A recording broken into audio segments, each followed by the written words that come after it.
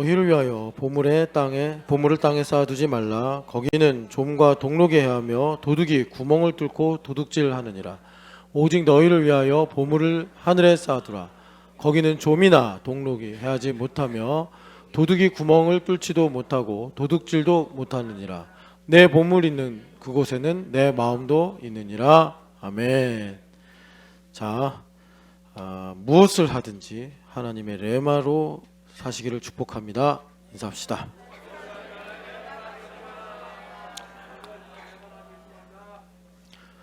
담비야, 너네 보는 성경이 지금 우리말 성경이니? 그 우리말 성경에는 동록이 뭐라고 쓰여져 있니? 동록이? 주아야, 동록이 뭐라고 돼 있니? 그냥 벌레 아니야? 뭐 녹으로 돼 있니? 녹? 예준아, 뭐로 돼 있어? 여기 지금 우리가 개역 개정에는 동록으로 읽었는데 너네 우리말 성경에는 뭐로 돼 있냐고. 왜 갑자기 도둑질하다 걸린 사람처럼. 이세마, 거기 뭐라고 돼 있어? 조미 먹고 또 뭐가 돼 있어? 녹 쓴다고 그랬어? 녹 쓴다고 했구나. 그래, 그럴 것 같았어. 여러분, 레마를 들어야 녹 쓸지 않습니다. 여러분, 항상 하나님의 레마를 들으시기를 축복합니다.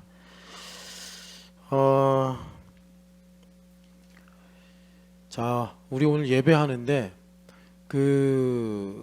존 파이퍼 목사님이 요한계시록 4장에 1절 보면은 우리 앞에 열린 문을 두었다 이렇게 말씀하세요. 그래서 그 본문을 가지고 하나님의 영광을 말씀하시면서 하늘을 흘끗 본다 이렇게 표현하셨어요. 그러니까는 열린 문이 있는데 들어가진 않고 그 열린 문으로 하늘을 보는 거예요. 여러분 이해가 되시죠? 그래서 그 열린 문으로 흘끗 보이는 하늘. 근데 오늘도 여기 하늘 이야기가 나오는데 이 하늘이라는 게 내세도 포함하겠지만 여러분들 그 변하지 않는 뭐라 그럴까? 하여튼 그 변하지 않는 그 사실들이 있는 세계다 이렇게 보시면 되겠어요. 그래서 이 땅은 어쩌면 플라톤이 조금 맞는 말을 했는데 그 모든 하늘의 투영일 수 있습니다. 그런데 그 흘끗 보니까 뭐가 있냐면 이제 찬양을 하는 거예요. 찬양을 하는 거예요. 그러니까 여러분 여기서 중요한 거는 만물도 찬양하고 우리도 찬양을 하는데 이제 그 여러분 나중에 기회가 되시면 요한계시록 4장 한번 읽어보시면서 제가 말씀드린 걸 적용해 보세요. 존 파이퍼 목사님 이렇게 말씀하세요. 이 만물이 찬양하는 거는 그러니까 우리가 하나님께 영광을 돌리는데 광채가 나잖아요. 이 광채를 반사하는 거예요. 반사. 그러니까는 여기서 존 파이퍼 목사님이 뭐를 이렇게 그 강조하시는 거냐면 걔네들은 그러니까 이제 의식이 없는 거다. 그러니까 우리가 하나님께 영광을 돌리는 걸 보고 피조물들은 반사를 하는 거다. 그러니까 우리가 이제 찬양할 때 일종의 이제 광채가 나가는 거예요. 광채가 나가는데 그 광채를 피조물들이 보고 찬양을 하는 거예요. 유아랑 예원이가 중학생이 돼서 중간고사를 보는데 영어, 수학, 뭐 기타 등등도 다 피조물이라고. 피조물. 하나님 만드신 학문이란 말이에요. 근데 걔네들이 그러니까 너희들이 이제 시험을 봐서 좋은 점수를 얻잖아. 그 좋은 점수를 얻는 게 뭐냐면 걔네들이 유화를 통해 나타나는 광채를 보고 반사하는 거라고. 거울처럼. 그 반짝반짝거리는 게 걔네들이 하나님께 영광을 돌리는 거란 말이야. 그러면 유화가 빛이 나야겠어? 거무튀튀하겠어? 빛이 나야지. 예원아, 흐릿흐릿해야겠어? 그냥 막 강력하게 레이저같이 나가야겠어? 영광이 강력하게. 그래서 우리가 여기서 강력하게 찬양하는 게 뭐야? 빛도 말이지 조도라는 게 있어가지고 센 빛이 있고 약한 빛이 있는데 그러니까 센 빛이 뭐냐면 그 이제 제사됨 11에서 여러분들도 들으셨겠지만 하나님께서 창세전에 예수 그리스도를 통해서 영광을 받으시기로 작정하셨는데 그 영광이 최대치로 표출된 것이 그리스도의 고난이더라 이것입니다. 그러니까는 유아야, 뭐 중학교 1학년짜리가 목사님 볼 때 너를 무시하는 건 아니야. 고난이 뭐가 있겠냐 싶겠지만 나름 스트레스 받고, 그지? 나름 속상하고 그런 일들이 있을 거 아니야. 중학교 2학년 임예원, 그지? 아, 이제 그런 일들을 두고 하나님께 감사하고 찬양할 때 나를 통해서 강력한 하나님의 영광의 광채가 나가고, 그걸 가지고 피조물들이, 너희들의 학교 생활, 뭐 친구라든지 또 공부하는 여러 가지 학문이라든지 그런 것들이 하나님께 영광을 돌린다. 그걸 요한 사도가 열린 문을 보면서 하늘을 흑급 보고 발견한 진리다라는 거예요. 여러분, 그렇게 하나님을 강력하게 찬양하는 주일 되시기를 축복합니다. 그래서 우리가 이제 찬양을 하는 걸 예배한다 이렇게 말을 하는데, 예배를 예수님께서 영과 진리로 예배해라 이랬단 말이에요. 자, 영과 진리로 예배하는 건 뭐냐면 허망하게 예배하지 말고 리얼리티로 예배해라 이겁니다. 리얼리티가 있어야 되는 거예요. 리얼리티가. 우리 교회가 리얼리티를 강조하는데, 그런데 이제는 소나 양도 리얼리티가 아니고, 뭐 그리심 산이냐 예루살렘 산이냐 그것도 리얼리티가 아니고, 그 리얼리티가 뭐냐? 여러분 뭐 좀 이제 교회 어떤 역사를 듣거나 또 뭐 보신 분들은 알겠지만 이 찬양의 역사가 있습니다. 그러니까 제가 그 참 일종의 행운인 것 같아요. 그 이강호 목사님 아버님이 그 춘향가인가 흥부가인가를 완창하실 수 있는 분이었대요. 예. 그래서 이게 요즘 말로 말하면 이제 인간 문화재인데, 그때는 뭐 그런 게 제도로 이렇게 정비가 되어 있는 상태가 아니니까 그냥 그 마을에서 이제 그런 능력을 가진 분이죠. 그래서 맨날 그 아버님이 약간 그 여관 같은 걸 운영하셨는데, 거기 보면 뭐 북치는 사람, 뭐 또 창하는 사람, 이런 사람들이 와가지고 자기 아버지하고 그렇게 이제 노래도 하고 뭐 또 연주도 하고 그랬다. 그래서 그런가 이강호 목사님이 항상 좀 흥이 있으신 분이에요. 그런데 이제 목사님이 그런 얘기를 해주신 게 교과서나 뭐 다른 데서 배울 수가 없는 건데, 자기 경험이에요. 찬양이 뭐냐 이걸 가르쳐 주시는데, 그 마을에 평생 그 이제 요즘 말로 하면 성소수자예요. 남자인데 여성의 정체성 가지고 있는 거예요. 게이 같이. 그런데 옛날에는 이제 우리 사회가 더 보수적이었기 때문에 그 남자분이 여자도 아니고 남자도 아닌 항상 그 소외되고 억울한 그런 삶을 살았던 거예요. 근데 이분이 항상 이제 사람들 만나서 노는 거는 이제 남자인데 남자들이 아니라 이제 아줌마들하고 노는 거예요. 아줌마들하고. 이게 좀 이상한데 갑자기 누가 확 스치고 지나가가지고, 그건 아닙니다. 여러분 혹시 또 그런 걸 생각하시고 그 사람이 그 사람인가가 아니고, 근데 그분이 그렇게 노래를 잘했대요.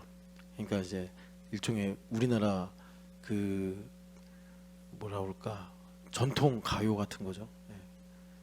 그래서 이분은요 뭐 가사 악보 이런 게 없는 거예요. 그냥 이러면서 이제 노래를 시작하는 거예요. 자기 인생의 뭐 서러움과 그리움과 아픔 이런 걸 이제 그렇게 하는 거예요. 근데 그 당시 아줌마들이, 엄마들이, 아내들이 한이 너무 많대. 예, 뭐 가난하고 힘들고 막 이러고. 또 예전에 제가 한번 이제 그 통영이나 이런 데 선교 다니면서 이제 할머니들 막 80, 90 되신 할머니들 만나서 전도를 하면, 할머니 언제 시집 왔어요? 그럼 보통 이제 열 몇 살. 연세 어떻게 되세요? 그럼 8, 90. 그래서 70, 80년 동안 그냥 그 통영 땅만 보고 사신 거예요. 홈이 하나 지고. 그러니까 참 그게 운명이려니 하고 사신 거죠. 아들 키우고 자식 키우고 그러면서. 그래서 죽을 때까지 계속 땅만 보고 사시는 거예요. 그런데 그런 이제 어머니들이 한이 있잖아요. 그러니까 이제 다 모여서 그 아저씨 오시면 효봐 이런대요. 그럼 이제 이강호 목사님은 이제 엄마 따라서 그거 보는 거예요. 와가지고 어렸을 때 효봐. 그러면 그 사람이 이제 침묵을 이제 지키고 있다가 이제 마음에서 뭘 끌어올리는 거죠. 이제 끌어올리면서 이제 시작하는 거예요. 참 이강호 목사님 그걸 좀 그렇게 잘 흉내 내시더라고. 그 한국식의 그 노래 있잖아요. 저도 뭐 잘 모르는데 하면서 이제 그 어느 순간이 있냐면 하면서 이제 자기 이야기를 하나하나 하는데 어느 순간에 갑자기 팔을 탁 꺾는데요. 뭐 이제 이러는 거죠. 탁 꺾고 저도 몰라요. 탁 이런데요. 근데 그렇게 춤사위라고 하잖아요. 이렇게 탁탁 꺾일 때마다 듣던 아줌마들이 다 눈물을 흘린대요. 예. 그 참. 근데 이광호 목사님은 그냥 어린 시절에 내가 살았던 동네 이야기다 이렇게 하시는데 사실 그걸 들으면서 찬양이라는 게 본질이 저거구나. 그러니까는 요즘도 그래요. 찬양할 때 율동해도 될까요? 뭐 춤을 얼마나 춰야 될까요? 하는데 실은 그 이제 알 수 없는 그 아저씨처럼 태어나면서 자기가 받았던 차별과 서름과 눈물을 담아서 이제 그 목소리를 내는 거죠. 자기의 이야기로. 그러면서 그 몸짓, 춤사위라고 하는 그 몸짓이 나타날 때 그걸 보고 있는 모든 사람들이 다 그 공감을 하면서 일종의 힐링도 받고, 그죠? 그렇게 되더라. 저는 뭐 춤을 춰도 되나요? 저는 그게 답일 거라고 생각을 합니다. 정말 하나님을 몸으로 찬양하고자 한다면. 그리고 목소리. 그 이제 기독교가 유럽에서부터 오다 보니까 이런 악기들 약간 우리 지금 이제 많이 뭐 현대화돼서 이질감 못 느끼지만 이제 우리나라 처음에는 뭐 피아노, 기타, 드럼 다 약간 세속적인 것 같고 이질감 느꼈잖아요. 근데 이런 것들이 하나 들어올 때마다 하여튼 교회가 쪼개지고 막 갈등하는 충돌이 있었어요. 드럼을 강대상에 올리냐, 저 구석에다 쳐박느냐, 막 이런 거. 그 이전에는 또 피아노가 들어오는 것도 그랬고, 그리고 성가대를 여러분들도 교회 다녀보시면 알겠지만 이 강대상 뒤에 성가대를 앉히는 분도 계시고 요쪽에다 앉히는 분도 계시고 저기다가 앉히는 분도 계시고 그리고 다 이게 신학적 배경이 있는데 성가대 찬양하냐 마냐 이런 것들 다 여기서 이제 그 교회 찬양 역사를 말하기엔 시간이 없고 중요한 건 여러분 찬양할 때 내 목소리가 들려야 됩니다. 얘들아 찬양할 때 아까 내가 소망하는 하나님 나라 그러잖아. 그럼 이제 목사님이나 찬양 인도자들이 찬양하고 뭐 기타 건반 한단 말이야. 여기에 묻혀서 내가 지금 어항 속의 금붕어인가 내가 소망하는 아버지 이거는 리얼리티가 없는 찬양이야. 이건 영과 진리의 찬양이 아니야. 여러분 그 이 세상에 이 땅에 유일한 한 가지입니다. 피지컬하면서 스피리추얼한 거 딱 하나 있어요. 참 신비로운 거예요. 그래서 그 이 분야의 전문가가 말씀하시는데 지금 제 입에서 나간 말 있죠. 제 입에서 나간 말을 그 주파수만 잘 맞추면 심전 전에 한 말도 우주 어디인가 떠돌아다니기 때문에 잡아낼 수 있대요. 그거 참 신기하더라고요. 그리고 그 우리 외모도 좀 고유하지만 그래도 조금 비슷한 사람들 있잖아요. 찬현아 지금이 잘 때냐 예배할 때냐? 예배할 때지. 누가 이렇게 자는 거야 아침부터. 참 안타깝다야. 그러니까 그 뭐냐 소리예요 소리. 피지컬하면서 스피리추얼한 게 소리예요 소리. 그래서 여러분 그 성경에 그 장면 기억나시죠? 너는 누구냐라고 바리새인들이 세례 요한한테 물었을 때 세례 요한이 부르죠. 나는 소리다 이래요. 나는 소리다. 당신이 선지자냐? 당신이 메시아냐? 그랬더니 나는 광야에 외치는 소리다. 피지컬과 스피리추얼이 교차하는 지점의 소리. 그래서 여러분 내가 하나님께 정말 영과 진리로 예배한다라고 할 때 기도랑 찬양 뭐 사실 본질은 같잖아요. 하나님께 드리는 거니까. 근데 마음을 드리면 되지 그러잖아요. 그런데 마음을 뭐 좀 나눠본 사람 알아요. 마음만으로 됩니까? 마음만으로? 우리 여기 애들도 있지만 얘네들한테 생일이라고 그러면서 자 마음이야. 예전에 진짜 그런 게 있었어요. 권상우 씨가 주연인 드라마인데 최지우 씨한테 생일 선물이야 딱 줘요. 그랬더니 상자를 여니까 아무것도 없어. 이게 뭐야? 내 마음이야. 아무리 드라마지만 그런 허세가 어디 있습니까? 그랬더니 최지우 씨가 그 마음이네 하면서 막 이렇게 담아요. 그런 순수한 대한민국이 있었습니다. 그거 갖고 이제 막 감동받고 막 시청률 올라가고 아무리 생각해도 그 작가가 너무 심한 것 같아. 예. 근데 여러분 그런 식으로 마음을 전하면 안 됩니다. 그죠? 성경에도 그러잖아요. 입술로만 그러지 말고 행함과 진실함으로 하라고. 뭐 하나라도 있어야 될 거 아니에요. 그러니까 그 영과 진리의 리얼리티가 내 목소리입니다. 내 목소리. 우리가 마음을 드리는 하나님 마음을 원하신다고 그랬으니까 여러분 그렇게 입술을 열어 내 목소리 적어도 나는 들을 수 있게, 나는 들을 수 있게 그렇게 여러분들 하나님께 찬양하시기를 축복합니다. 그리고 한 가지만 더 말씀을 드리면 지금 제가 이런 말씀을 드리는 이유가 뭐냐면 오늘 말씀의 제목이 레마로 사는 건데 레마로 사는 게 뭐냐를 하나하나 케이스 바이 케이스로 말씀을 드리고 있는 중이에요.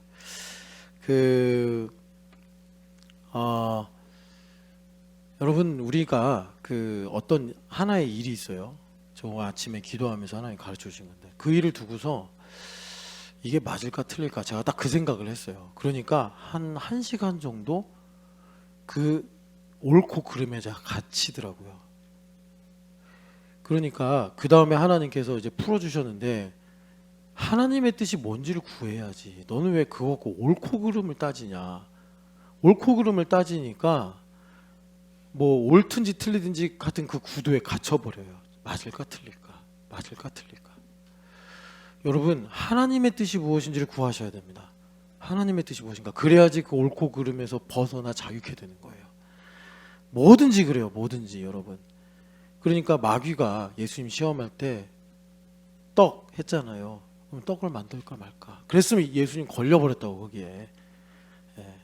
그런데 예수님께서 갇히지 않으시고 하나님의 뜻을 구하신 거죠. 그래서 우리가 율법적으로 볼 때는 동문서답하신 거 아니야? 이러는데 그게 아니라 이제 말씀을 승리하신 거란 말이에요. 여러분 그렇게 하나님의 뜻을 구하시기를 축복합니다. 레마를 듣는 거예요. 제가 주일 아침마다 특이한 일을 하는데 그게 뭐냐면 복된 주일이라고 인사하는 거예요. 제가 왜 그렇게 하냐면 뭐 여러분들 교회 오라 막 이렇게 뭐라 그럴까 그런 동기부여를 하려고 하는 게 아니라 제가 한 3년 정도 이제 목회를 쉴 때요. 저는 우리 집안이 예수님 믿으면서부터 거의 교회를 만약에 빠지면 뭐 하여튼 쫓겨나는 정도로 강력하게 그 주일 성수를 배웠어요. 그래서 예전에 우리 집에서 교회까지 가는데 걸어서 한 30분 걸렸어요. 참 먼 거리인데 거기를 동생하고 왔다 갔다 하면서 교회 다녔어요. 30분에 시장도 지나가야 돼, 개천도 지나가야 돼 그러면서. 근데 뭐 우리 애들도 그렇지만 그 정도 거리를 가다 보면 신기한 것도 있고 재미있는 것도 있고 구경하고 싶은 것도 있고 하다 보니까 한참 가는데 옛날에는 3시 반쯤에 오후 예배가 항상 있었거든요. 그리고 우리 어머니는 그 주일학교 부장 선생님. 가는데 한 4시 반이 된 거예요. 교회 가다가 예배 다 끝났네 해가지고 동생한테 그냥 가자 집에 해가지고 중간에 다시 집으로 왔어요. 부장 선생님이니까 당연히 알죠. 이 녀석들 왜 안 왔지 해가지고 어머니 이제 오신 거예요. 저녁 예배 다 마치고. 왜 교회 안 왔어? 가는 중. 저는 아무 문제의식이 없었어요. 가는 중에 벌써 예배가 끝났더라고. 그래서 다시 왔어요. 그날 쫓겨났어요. 집에서 쫓겨나가지고 교회를 안 가면 이렇게 되는구나 이걸 좀 배웠습니다. 그러다가 교회를 안 가게 됐어요. 목회를 그만두니까 이야 이게 참 신기한 경험이었어요. 그러면서 배운 게 교회 문턱을 넘는 게 하나님의 큰 은혜였구나. 어렸을 때는 그냥 어떻게 보면 자동인 것처럼 교회를 나갔고 뭐 안 나가면 혼나니까. 그러다 보니까 이게 인이 박혀가지고 나중에는 교회를 안 가면 뭔가 불안해지고. 그래서 제가 그 신교대를 갔는데 신교대에 입소하기 전에 대기 기간이 있었어요. 대기 기간이 있었는데 거기에 주일이 낀 거예요. 그러니까 조교들이 지들 편하려고 우리는 아직 신교대 입소를 안 해서 정식 군인이 안 된 거예요. 그래도 예배할 수 있도록 지들이 인솔을 좀 해줘야 되는데 자기들이 교회 가기 싫으니까 야 니네 종교활동 없어 이렇게 해버린 거예요. 아 그때 되게 불편하구나. 예배를 안 가는 게 이런 느낌이구나. 그래가지고 그런 거 느꼈고 그리고 이제 목회를 쉬면서 야 예배를 내 힘으로 나가는 게 아니었구나. 하나님 불러주셔서 나간 거구나. 그 제가 정말 그 뭐 신학교도 그렇고 전도사도 그렇고 참 힘들게 하기 싫어서요. 설교하는 것도 하기 싫고 막 이래서 그런데 그 배웠어요. 남이 뭐라고 하든 인터넷에서 누가 뭐라고 하든 간에 하나님께서 피로 세우신 교회의 강단에서 말씀을 전하는 건 정말 하나님의 신적 주권에 의한 거구나. 제가 진짜 어려서부터 할 줄도 모르면서 설교를 계속 했거든요. 20살 때부터. 그래가지고 제가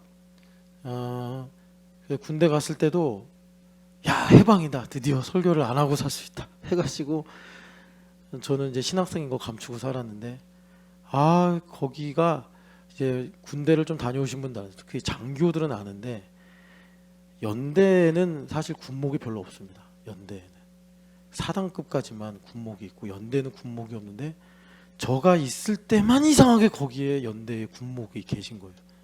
그래서 그 목사님이 열심히 목회를 하셔가지고 주일학교를 또 만드셨네. 자기는 또 주일학교 설교하기 싫다고 저를 시키는 거예요.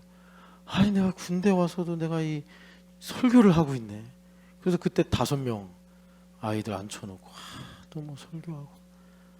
그래서 그때 참 하나님 이러시깁니까? 막 이런 속으로 기도를 하면서 이게 설교를 했는데, 근데 제가 3년간 목회를 쉬면서 설교를 안 해보니까 이거는 자격증도 아니고 돈으로도 아니고 백으로도 아니고 하나님께서 세우셔야 되는데 사람들이 그걸 모르는구나. 그래서 뭐 강제로 끌어내리니 뭐 면제 제명시키니 막 이러면서 왈가왈부 하는구나. 그래서 칼빈의 말이 맞더라고요. 칼빈이 그런 말씀하셨거든요. 아기가 와서 설교해야 되건 하나님 말씀이라고. 그러니까 여러분 아까도 말씀드렸지만 좋든 싫든 옳든 틀리든 그 인간이 누구든 간에 강단에서 하나님께서 말씀을 전하게 하시면 여러분 그것이 하나님의 레마임을 믿으시기를 축복합니다. 그래서 너무나 감사한 게 아직 우리 교회는 여러분 제가 왜 이런 말씀을 드리냐면 다른 교회들 비난하는 건 아닌데 여러분도 아실 거예요. 다른 교회 다니시는 성도님들 만나보면 체감이 우리랑 상당히 다르다는 거 알아요. 오늘 그게 궁금하면 아무도 모르게 우리 교회를 나갔다가 아무도 모르게 우리 교회를 다시 돌아온 우리 여기 재홍 형제한테 한번 물어봐요.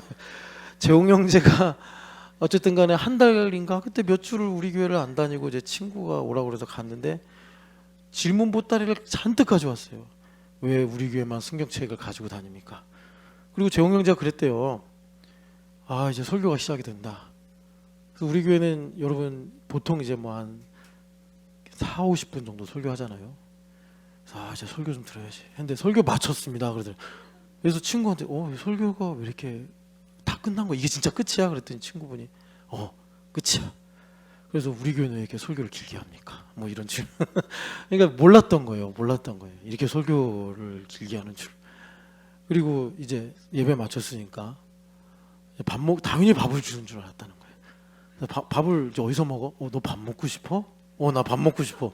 그럼 목사님 방에 들어가서 목사님이랑 같이 먹어. 에? 그래서 왜 우리 교회는 밥을 줍니까? 이런 거. 레마 때문에 그런 거. 레마 때문에. 여러분 이거 하나하나 기적이에요. 어느 날 노지 어머니가 오셔서 그럴 수 있어요. 내가 지금 나이가 몇인데 밥을 해줘야 돼? 이러실 수 있어요. 정색하시고. 이것들이 말이야 맨날 밥을 해주니까 당연한 줄 알고 한 달에 한 번 해줄 거야. 이러면 뭐 어떡하겠어요. 그냥 3번 사 먹고 한 번은 여기서 먹는 거지. 기적이에요, 기적. 여러분 나중에 우리 어머님들 좀 이상하게 듣지 마십시오. 천국 가실 거 아니에요. 그러면 이제 우리 어머님 사진 보면서 만나보자 그날 그 아침 그곳에서 하면서 나 가나안 복지 귀한 성에 찬양하면서 우리 어머니 천국 환송식 해드릴 거 아니에요. 그러면 우리 다 닭게장 먹던 거 불고기 먹던 거 생각하면서 어머니 다 이럴 거 아니에요. 여러분 레마를 먹고 사는 거란 말입니다. 그래서 우리가 여러분 그 주일에 왜 복된 주일이냐? 진짜 기가 막히게 복된 주일이구나. 이걸 모르고 내가 목사 한 수 받고 이걸 모르고 뭐 성경을 가르친다고 방정을 떨었구나. 여러분 정말 복된 주일입니다. 정말 복된 주일이에요, 여러분. 이렇게 우리가 이렇게 모여서 예배하고 이렇게 와서 우리가 하나님 찬양하는 일이 여기 이제 모태신앙도 계시고 중간에 회심하신 분도 계신데 예원아 정말 자다가도 벌떡 일어날 정도로 너무나 좋은 일이란 말이야. 주일에 예배한다는 거. 그걸 모르면 안 돼. 동방의 예루살렘이라고 저 평양에서 그렇게 부흥도 일어나고 뭐 그냥 동네마다 교회 세우고 그랬다고 북한에서 전무후무한 정말 역대급 부흥이 일어났단 말이야. 근데 지금은 예배를 할 수가 없어요. 몇 년 동안 뭐 45년부터라고 하면 뭐 아니야. 그냥 6.25 전쟁 후라고 하자. 그때부터 하면 뭐 지금 한 53년이니까 잠깐만 한 70년 넘게 그지? 이게 이런 일이 있을 수 있냐고. 아니 아무리 그래도 중국에서는 그래도 지하교회도 있고 뭐 하여튼 뭐 인가를 받고 한다 삼자교회도 있는데 북한은 교회고 이럴 수가 있냐고. 그렇게 큰 부흥이 일어났다니. 그러니까 하나님께서 우리에게 레마로 말씀하시는 거야. 이 주일이 너희들 그냥 있는 줄 아냐? 순교자의 피들이 있고 선배들의 기도가 있고 땀이 있는 거야. 그래서 유아야, 너희 할머니 할아버지가 먼저 너 태어나기도 전에 기도하시고 예배하셔서 우리가 이렇게 복을 받고 있는 거라고. 알겠어요? 주일을 참 복되게 여기기를 축복합니다. 나중에 니네 저기 중고등학교 올라가서 찬현아 예배하러 가자 그랬더니 졸려 죽겠는데 그러면 안 돼 정찬현. 그래서 여러분 항상 이 복된 주일을 고백하시기를 축복합니다. 아모스서 5장에 보면은 주님께서 이런 말씀하세요. 공의를 흐르는 강물같이. 그게 무슨 말이냐면 하나님의 레마를 듣는 것이 하나님께서 입으로 하신 말씀이 공의 그 자체예요. 그래서 이것이 나에게서 흐르는 강물같이. 그래서 여러분 제자됨 12일 하는데 이 초막절과 같다라고 비유를 좀 했어요 초반에. 그래서 예수님께서 그러셨잖아요. 목마른 자들은 다 내게로 와라. 그래서 여러분들이 혹시 이걸 이해하실지 모르겠는데 예수님께서 수가성 여인을 만났어요. 그것도 참 기적으로 만나신 거예요. 예수님 원래 평소에 사마리아 땅으로 잘 안 가시는데 그날 하나님께서 레마로 인도하신 거예요. 나중에 기회가 되면 요한복음 3, 4장을 보면서 가르쳐 드릴게요. 이런 게 하나님의 레마구나. 그래서 예수님께서 사마리아로 가다가 너무 덥고 그날따라 이제 급하게 그 바리새인들이 예수님을 이제 공격하려고 그러니까 그게 점점 온도가 올라가면 제자 사역에 무리가 가거든요. 그러니까 예수님께서 빨리 급하게 이제 가고 계시니까 힘드셨나 봐요. 그래가지고 앉아 있는데 웬 여자가 와요. 그래가지고 이제 물 좀 달라 뭐 이런 얘기가 오갔는데 거기서 예수님 그러시죠. 너가 내가 누구인 줄 알았더라면 내가 주는 물을 마시고 영원히 목마르지 않았을 것이다. 이런 말씀하세요. 자, 예수님 살아계실 때는 그 여인에게 내가 너에게 주는 물을 마시면 너 속에서 영원하도록 솟아나는 샘물이 되어서 너가 목마르지 않을 것이다. 이렇게 말씀했어요. 자, 여러분 이제 예수님은 내 몸 밖에 계신 게 아니라 내 안에 계신다. 그러면 요한복음 4장 말씀으로 보면은 예수님께서 예원이에게 물을 주신단 말이에요. 그건 뭐냐면 예원이 안에 있단 말이에요. 예원이 인격 안에 있단 말이에요. 그럼 그건 뭐냐면 내 입으로 말하는 아멘이란 말이에요. 그래서 고린도후서 1장에 성령 하나님 내 안에 오셔서 예수님 내 안에 살아계심을 보증하시고 인치시는 게 뭐래요? 아멘 하는 거라고. 아멘. 그 아멘이 뭐냐? 그 아멘이 물론 두 글자로 아멘 이럴 수도 있지만 그걸 우리가 맨날 뭐 로봇도 아니고 아멘 뭐 옛날에 그랬잖아요. 믿습니까? 가끔 다른 교회에서 목사님들 오시면 왜 아멘을 안 하냐고 우리 교회들한테 그러는데 여러분 너무 뭐 옛날에 그랬어요. 어떤 부흥사 목사님이 제가 오늘 아침에 김치찌개를 먹었습니다 그랬더니 아멘 그러는 거예요. 그럴까 봐서 저는 이제 아멘 안 시키는 거예요.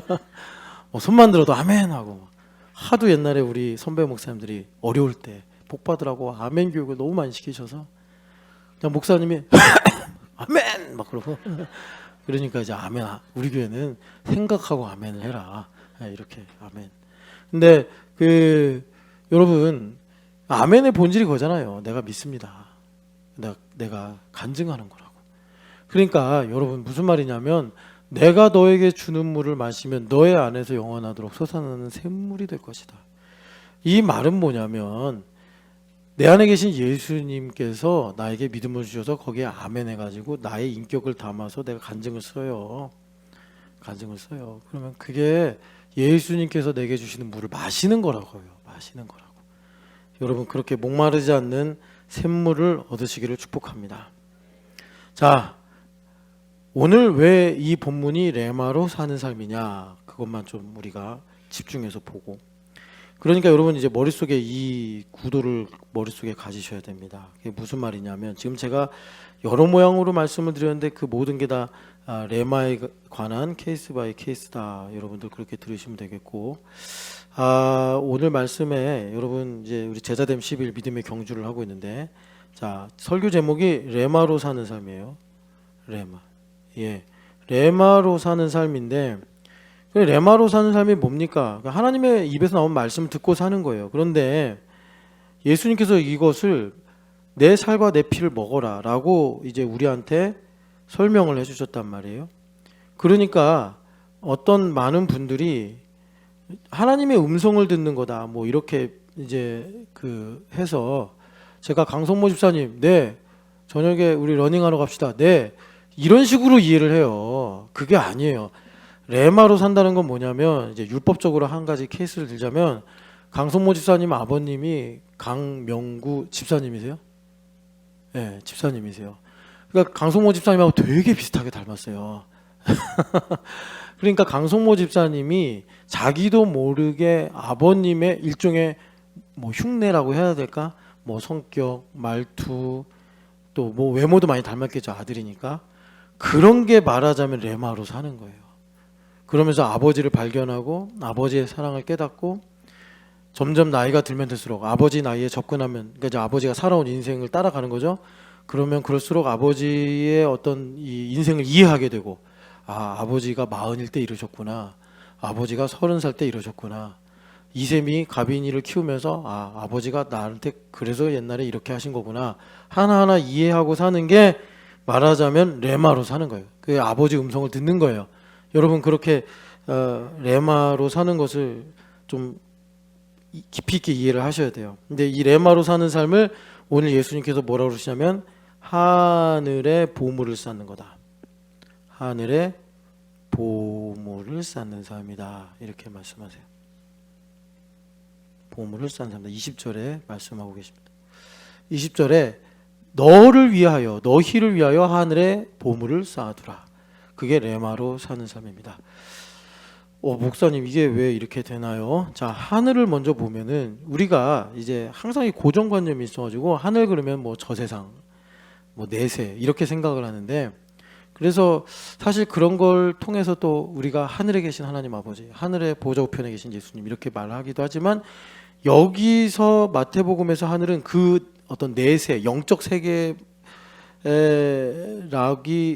그것도 포함하지만, 여러분 18절 그 위에 18절 보시면, 자 같이 한번 읽어볼게요. 이는 금식하는 자로 사람에게 보이지 않고 오직 은밀한 중에 계신 내 아버지께 보이게 하려 하심이라. 은밀한 중에 보시는 내 아버지께서 갚으시리라. 아멘. 그리고서 여러분들 성경에 혹시 뭐 여기 소제목이 또 달렸죠. 그러니까 이게 원래는 예수님께서 한 편으로 쭉 하신 설교인데 여기에 소제목이 들어가는 바람에 갑자기 딱 끊기는 느낌이 생겨서 흐름을 놓쳐요. 그러니까 지금 이게 이어서 나오는 말씀이란 말이에요. 그러니까 여러분 여기서 한 가지 좀 우리가 뜨끔할 수 있는 게, 보물 그러면 우리는 이제 자본주의의 세례를 받아가지고 돈 이렇게 생각하는 재물인데, 여기서 보물은 앞에 말한 금식, 앞에 말하는 기도, 앞에 말하는 구제, 이거예요. 이거. 그러니까 수준이 좀 높네 이런 생각하는 거예요. 물론 돈도 포함합니다. 예, 돈도. 근데 여기서 이제 주님께서 산상설교를 유대인들한테 전하시는 거거든요. 전하시면서 유대인들은 뭐 그래도 이제 예수님 따라다니고 이러는 거 보면 경건한 유대인들이니까 뭐 속으로는 모르겠어요. 아, 돈이 제일 중요해 이럴지 모르겠지만 이분들이 이제 하나님을 잘 섬기는 분들이면은 금식, 뭐 경건의 3대 뭐 지표다 이렇게도 말하는데 기도, 구제. 너희들이 보물과 같이 여기는 이런 금식과 기도와 이런 것들 하늘에 쌓아야 돼. 그래야지 기도가 녹이 안 슬고 그렇다는 거예요. 예수님 말씀 변질 안 된다 이런 얘기예요. 그런데 여기 보면 이제 하늘이 뭐냐를 보려고 하는 건데 하늘이 뭐냐 봤더니 여기 보면 은밀한 중에 보시는 내 아버지 그렇게 말씀하시는 거예요. 그러니까 은밀함. 여기 6장 1절 보시면 1절도 읽어보겠습니다. 사람에게 보이려고 그들 앞에서 너희의 의를 행하지 않도록 주의하라. 그리하지 아니하면 하늘에 계신 너희 아버지께 상을 받지 못하느니라. 아멘. 하나님께서 공급하시는 걸 여기 특별히 가치 부여를 해서 상이다라고 말씀하시는데 그러니까 우리는 반드시 상을 받아야 돼요. 이제 하나님의 상을 받아야지 인생이 형통한 거예요. 삭스를 받으면 안 되고 상을 받아야 되는 거예요. 그러니까 여러분 상에는요 의미가 있고 가치가 있고 이렇잖아요. 하나님의 영광과 권세와 하나님의 존귀하심과 이런 게 함께 와요. 그러니까 이런 거예요. 내가 한 끼 밥을 먹어 한 그릇을 먹는데 여러분 비밀을 하나 말씀드리면 그 우리 어머니가 계신 소망 그 센터를 가면요. 그 앞에 마장동이라는 고깃집이 있습니다. 어제 거기 가서 제가 진짜 목구멍에 찰 때까지 소고기를 엄청 먹었어요. 아, 다 먹지 못해서 너무 아쉬웠는데 가면 사주신답니다. 가면 맛있게 먹을 수 있습니다.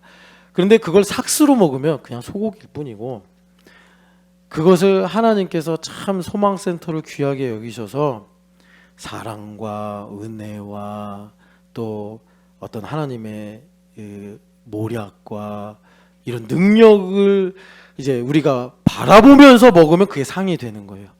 그래서 100배, 60배, 30배가 되는 것입니다. 여러분 하나님의 상으로 살아가시기를 축복합니다. 예. 어제 이사배가 좀 몇 개 있었어요. 그래가지고 경찬 형제 집도 가는데 딱 들으니까 막 폭포 소리가 들리더라고요. 아니 그렇게 아름다운 집을 줬는데 왜 경찬 형제는 내 생각대로 안 됐어. 그러면서 막 낙심을 했는지 좀 이해가 안 됐어요. 근데 여하튼간에 누구나 오래요. 예. 그러니까 가시면 폭포 소리를 들으면서 어제 또 그 집에 가니까 그 누구지? 예, 유선자매가 저기 원통에 살다 와서 요리 실력이 늘었더라고요. 그래서 한우 불고기를 또 이렇게. 그래서 어제 한우만 엄청 먹었습니다 제가. 하나님께서 제가 좀 죄송한 말씀인데 제자됨 시비를 하면서 여기 막 혓바늘이 너무 많이 돋아가지고 막 힘들었는데 그래서 그런가 하나님께서 막 한우를 엄청 먹으셨어요. 그래서 지금 혀 상태 상당히 좋아졌습니다. 이거 한우가 확실히 뭐가 있어요. 우리 유선자매 한우 불고기를 엄청 잘합니다. 가면은 맛있게 먹을 수가 있습니다. 상으로 드시란 말이에요. 상으로. 네, 상으로. 그래서 어제 신집사님 또 생일이었는데 하나님께서 신집사야 귀하다 해가지고 막 상을 주셔서 이런 거죠. 신집사님이 딱 근데 사실 공동체도 아닌데 뻔뻔하게 온 거예요. 자기 공동체도 아닌데 지금 그래도 이러시는 거예요. 야 하나님께서 내 생일을 위해서 유선이를 생일상을 차리게 하셨구나. 그러면서 막 드시고 너무 배가 부르니까 소파에 앉아서 고요하게 수면을 또 하나님 주시고 그렇게 행복하게 사시길 축복합니다. 사실 신입사원이 좀 행복하지 않거든요. 여러분 대한민국의 40대는 위기의 40대. 지금도 그냥 내가 여기서 밀리냐 떨어지느냐 막 거기서 지금 살고 계신데 그냥 하나님께 맡기자 하고 그냥 상상의 나래를 펴면서 어제 잔디밭에도 눕고 애들하고 축구하고 그렇게 여러분 하나님의 상을 누리며 살기를 축복합니다. 그러려면 하늘에 계신 아버지 은밀한 가운데 우리의 삶에 섭리하시는 하나님의 레마를 들어야 된다 이거예요. 근데 여기 공통됐는데 기도, 구제, 금식 얼마나 민감한 일이에요. 하나님께 가까이 가는 일이니까. 그런데 거기서 사람을 의식하면 레마 안 들린다는 거예요. 여러분 그러니까 우리가 레마를 들을 때 제가 강성모 집사님을 의식해. 평소에는 강성모 집사님 의식도 안 했어. 그런데 내가 영적으로 민감해지면 강성모 집사님 의식이 되는 거예요. 네. 사소한 일도 중요하게 보이는 거예요. 그러니까 하나님께 촉각을 세워서 은밀한 중에 섭리하시는 하나님께 너 자신을 보여라. 여기 보면 은밀한 중에 18절에 은밀한 중에 계시는 내 아버지께 보여야 된다. 예, 아버지께 보여야 된다. 사람한테 보이면 안 된다. 아버지께 보여야 된다 라고 말씀하시는 거예요. 자, 그래서 이 말씀 이제 흐름을 갖고 보니까 하늘의 보물을 쌓는 건 뭐냐면 찾지 않겠습니다. 신명기 29장 29절. 여러분 신명기 29장 29절을 여기도 맥락을 보면 신명기도 한편의 설교라고 그랬잖아요. 모세 선생님이 이제 자기는 죽어요. 이제 하나님께 돌아가. 그러니까 마지막 설교를 해야 돼. 모세 선생님이 그렇게 이스라엘 백성들에게 얼마나 많은 설교를 했겠습니까? 40년 동안. 그런데 이제 마지막 설교야. 이 백성들을 위해서. 그래서 마지막에 보면 모세의 축복이 나오잖아요. 근데 마지막 설교가 신명기예요. 신명기. 그러니까 정말 그 신명기가 총 40 몇 장인가요? 그러죠. 50장까지 가는 걸로 알고 있는데 여하튼간에 그 긴 설교를 하시는 거예요. 이분이 정말 120년을 정말 믿음의 경주를 하면서 이 백성이 가나안 땅에 들어가게 하려고 정말 죽을 뻔도 하고 정말 여러분 얼마나 많은 고생을 했습니까? 근데 이분이 이제 마지막 설교를 하는데 이제 그 클라이막스가 29장부터 정점이 올라가거든요. 지금까지는 너희들이 보는 눈과 듣는 귀와 깨닫는 마음이 없었다.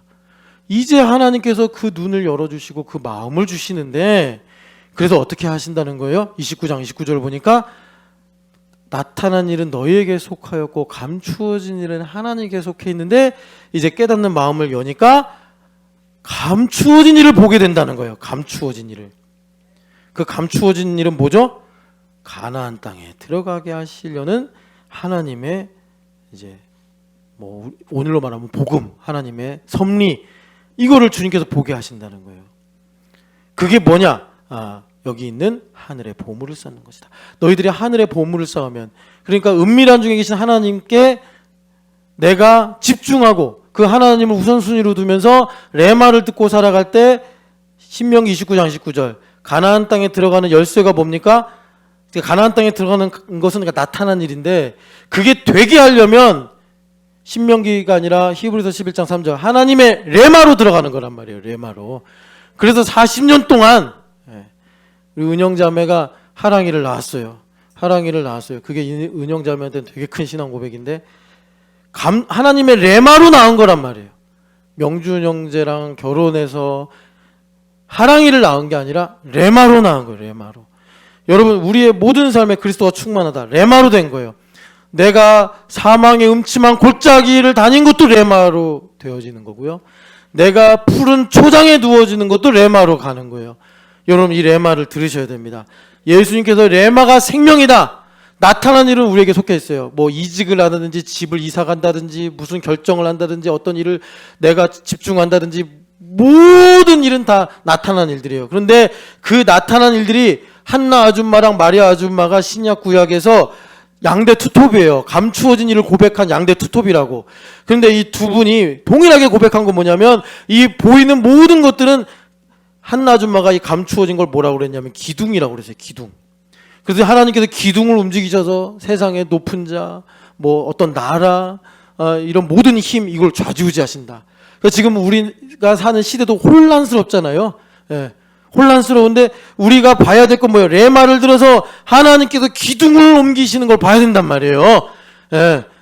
물론 우리가 이제 이 현상도 잘 분석을 해야겠지만 본질적으로 하나님께서 무엇을 일을 하시느냐 하나님의 경륜을 봐야 되는데 이게 하나님께서 이거 감추어진 삶이 아니라 감추어진 일을 하나님께 속한 감추어진 일을 우리가 볼 때 히브리서 11장의 말씀처럼 나타난 일들을 우리가 실족하지 않고 복되게 갈 수 있다.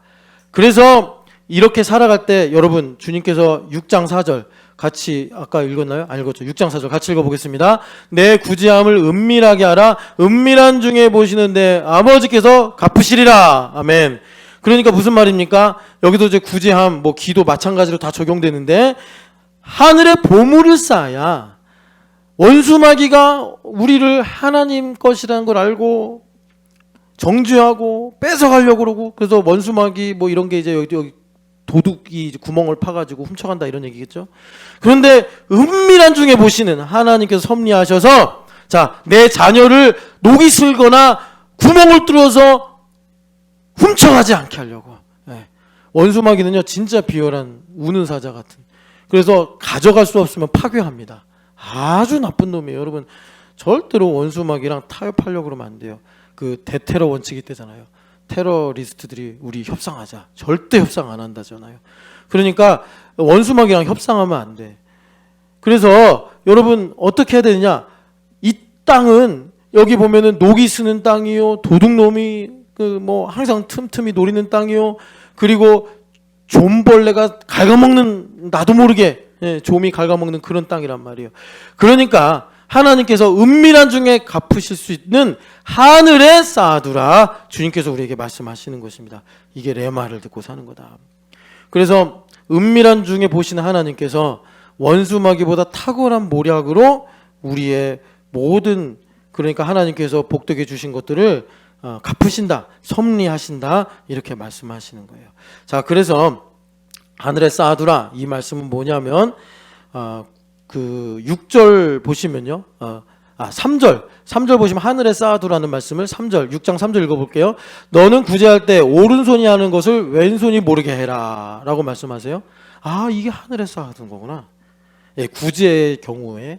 기도의 경우에는 뭐라고 하셨냐면 6절 읽어보겠습니다. 너는 기도할 때 내 골방에 들어가 문을 닫고 은밀한 중에 계신 내 아버지께 기도하라. 은밀한 중에 보시는 내 아버지께서 갚으시리라. 하도 유대인들은 남을 의식하면서 누가 나 기도하는 거 알아주나 몰라주나 뭐 이러면서 기도를 하니까 너희들이 사람을 보면서 기도하지 말고 하나님께 기도해라.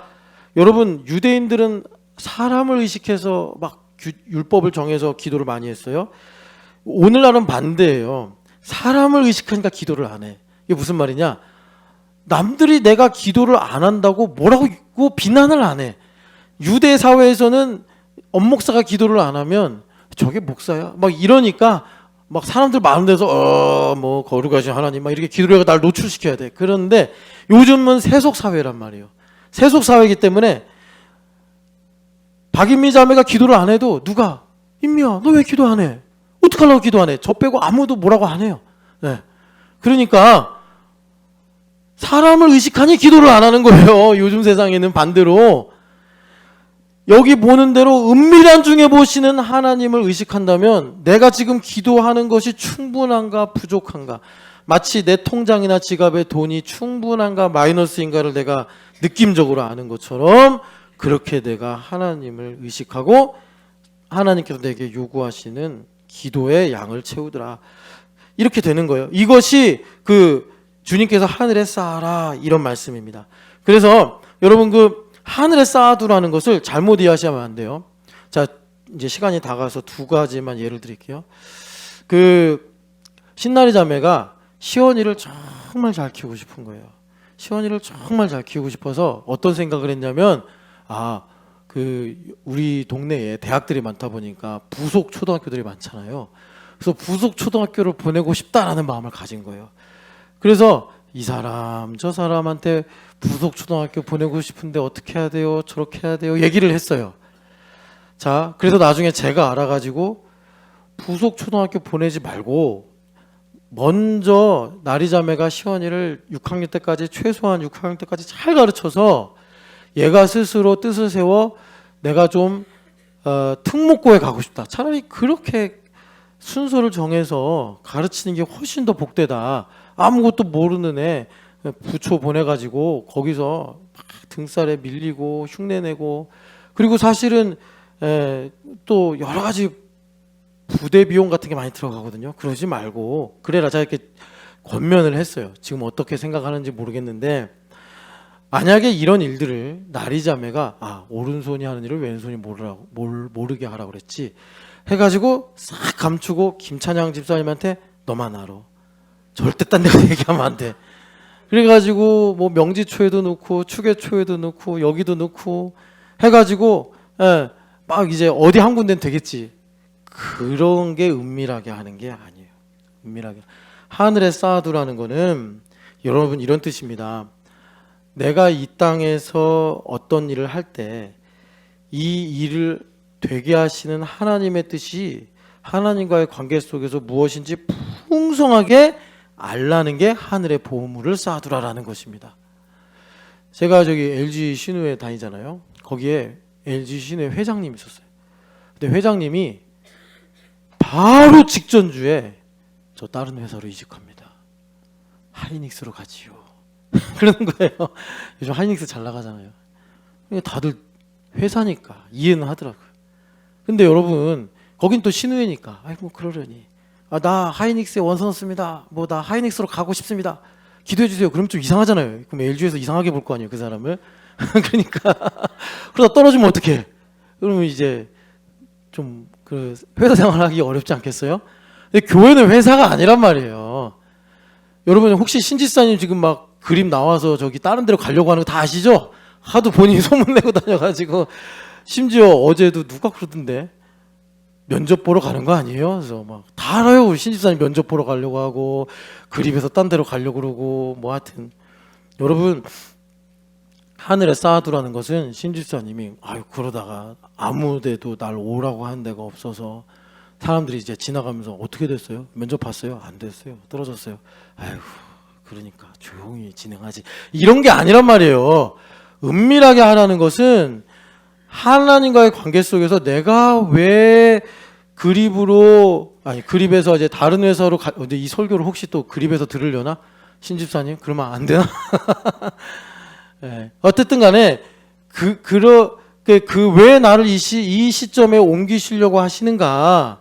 그것을 이제 하나님과의 관계 속에서 풍성히 들어서 되게 하시면 되게 하는 대로 하나님의 은혜를 알고 안 되게 하시면 안 되게 하시는 걸로 하나님의 감추어진 일을 듣고 깨닫는 것이 여기서 말씀하시는 하늘의 보물을 쌓아두라라는 것입니다.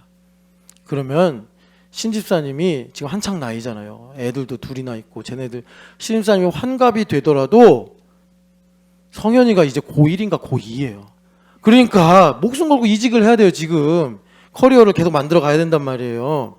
그것을 하나님께서 보물이 되게 하신다 이겁니다. 그래서 그걸 매개로 하나님께서 신집사님에게 레마를 듣게 하사 사망의 음침한 골짜기를 가든지 하나님께서 또 초장으로 가게 하시든지 하나님께서 지키시고 인도하신다라는 거예요. 그래서 여기 이제 보물을 주님께서 말씀하시는데 이 보물은 아까도 우리가 그냥 일반적으로 돈 이런 생각을 하는데 물론 틀리지 않아요. 그런데 이 보물의 정확한 본질적인 의미는 뭐냐면 영적인 리얼리티라는 거예요. 영적인 리얼리티. 그러니까 어떤 사람에게는 자녀가 될 수도 있고 지금 신집사님에게는 이직의 문제가 보물이 될 수도 있고 이렇단 말이에요. 그것을 하늘에 쌓아두라. 왜 하늘에 쌓아두라고 하시냐면 보물 있는 곳에 너의 마음도 있느니라 라고 말씀하시고 여기서 마음은요 여러분 이 마음이라는 게 마인드도 있고 헐트도 있는데 헐트인 이유는 일때는 뭐냐면 일어나 헐트인 이유는 뭐냐면 헐트가 될 때 여기 헐트인데 헐트인 건 뭐냐면 중심이에요. 중심. 하나님은 외모를 보지 아니하시고 중심을 보신다. 그래서 사도행전 13장에 보니까 다윗을 보실 때 뭐라고 하셨다고요? 내 마음에 합한다 그랬단 말이에요. 이 일을 이루시려고 하나님께서 예원이의 중심을 most holy place를 만들었단 말이에요. 지성소로 만들었단 말이에요. 그래서 하나님께서 지성소로 만드셔서 뭘 하시는 거예요? 예원이한테 레마를 주시는 거란 말이에요. 레마. 거기서 내가 너를 만나고 너에게 명할 일을 내가 이르리라. 출애굽기 25장에 나오잖아요. 그래서 예원이가 어머니 말씀에 순종하는 거고 예원이가 여기 오늘도 주일에 온 거예요. 하나님께서 예원이에게 우리 귀로 들리지 않지만 내 눈에 보이지 않지만 듣는 귀가 열리고 보는 눈이 열리면 예원이가 아침에 일어나서 얼마든지 저 교회 가기 싫어요. 내가 왜 교회를 가야 돼요? 라고 충분히 말할 수 있죠. 그런데 예원이가 오늘도 변함없이 교회에 와가지고 이렇게 예배를 하고 말씀을 듣는 것은 이 중심의 생명인 하나님의 레마가 모스트 홀리 플레이스에 있기 때문에 예원이가 그 말씀을 먹음으로 들음으로 여기 와서 앉아 있는 거예요. 여러분들 자녀가 학교를 가고 여러분들 자녀들이 숙제를 하고 여러분들 자녀들이 부모에게 듣고 배우고 살아가는 그 모든 일들이 내가 돈을 벌어서 먹이고 입히고 가르치니까 되는 게 아니라 본질로 말하자면 하나님께서 이 중심에 레마를 주셨기 때문에 이 아이들이 그렇게 살아가는 거예요. 슬픔을 이기기도 하고 부모님을 공경하기도 하고 배우면서 성장하면서 믿음이 자라가는 것이라는 사실입니다.